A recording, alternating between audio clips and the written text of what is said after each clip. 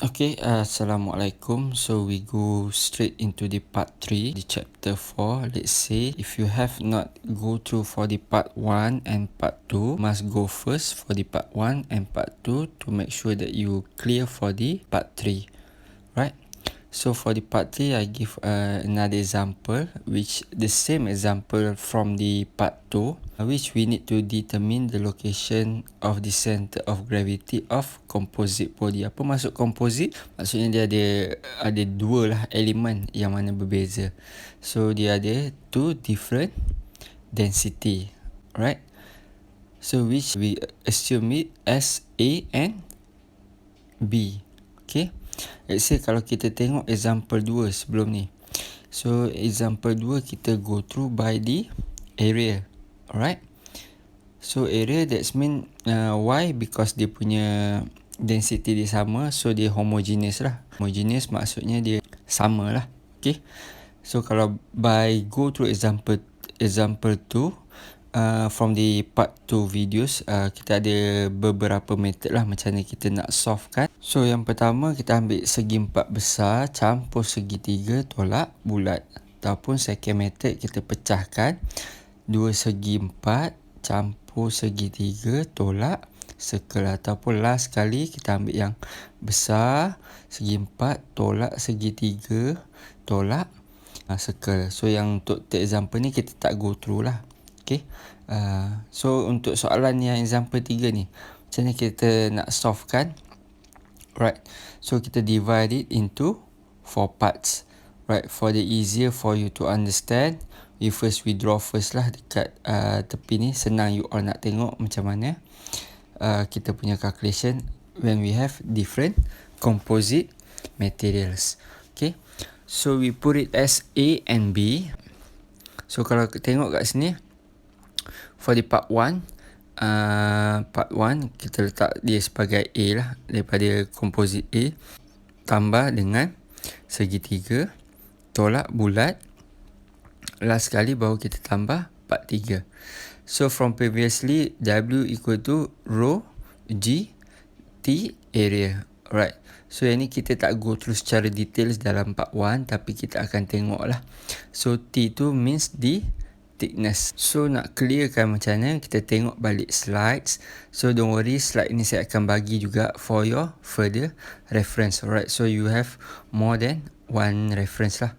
Right. So the change of weight equals to rho G T change of area. Alright. So ni adalah formula yang you all kena ingat. Right, let's say kalau kita ada different composite. Right, tapi kalau tak kita benda yang sama ataupun density yang sama, so tak perlu kita by using the change of weight. Right, so let's say kalau kita akan dia sebagai unit lah. So let's say kalau density rho equals to mass over volume. Alright, so nak senang dia kita letak unit lah, senang. Contoh kilogram over meter cube darabkan dengan thickness gravity meter per second squared, darab thickness, and then darab di area. So kita bila tolak-tolak kita akan dapat area squared lah, meter squared. Kita tolak kita akan dapat kilogram meter per second squared. So saya silap sikit dekat situ, sepatutnya meter tu adalah so akan ada 1 meter sebab kita dah buang meter cube dekat bawah tu. So the change of weight which is the change over time. Alright, so you all boleh tengok dekat sini macam mana kita nak calculate. Alright. Let's say kalau from the previous example tu, for the x is equal to summation of x times the areas over the total areas. Macam tu kita nak cari dia punya centroid dia. Okay. So kita back balik kepada slide ni. So let's say kalau kita assumekan for constant G dengan T, okay, that's mean dia punya G dengan T dia sama. Okay, so gravity dia dengan thickness sama. So kita ada different dia in terms of density. So density akan berbeza. So untuk density of A akan equals to 2 kali density of B. Alright, so clear? You all kena ingat which is density rho B akan 2 kali ganda. Sebab soalan dia bagi macam tu lah, 2 kali ganda. So twice, sebab tu kita kena double kan. Right, so macam mana kita nak calculate? So how we are going to calculate for the solution? So the easiest way is to do the table, right? So macam biasa, untuk senang supaya kita tak confuse which part kita dah calculate, which part yang kita belum. So kita akan buat table. Right, sorry for my drawing. So tak apa, kita just tengok, kita put it as 1, 2, 3 and 4 punya komponen lah. Okay, kita dah tengok tadi from the previous slide, kita dah dividekan which one is part 1, part 2, part 3 and part 4.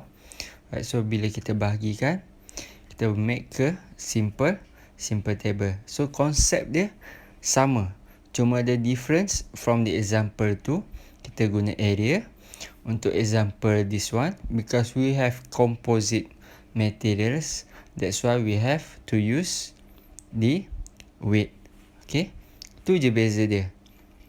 Jalan kira dia tetap sama, simple. Kalau you all tak clear, nanti saya akan bagi slide ni, saya dah cakap tadi, so saya akan bagi juga, so you all boleh refer. Okay, right, so untuk part A ni, yang ni adalah 1. Okay, so macam ni kita nak calculate dia, from 0.2 darab 0.6, dia punya panjang ni lah.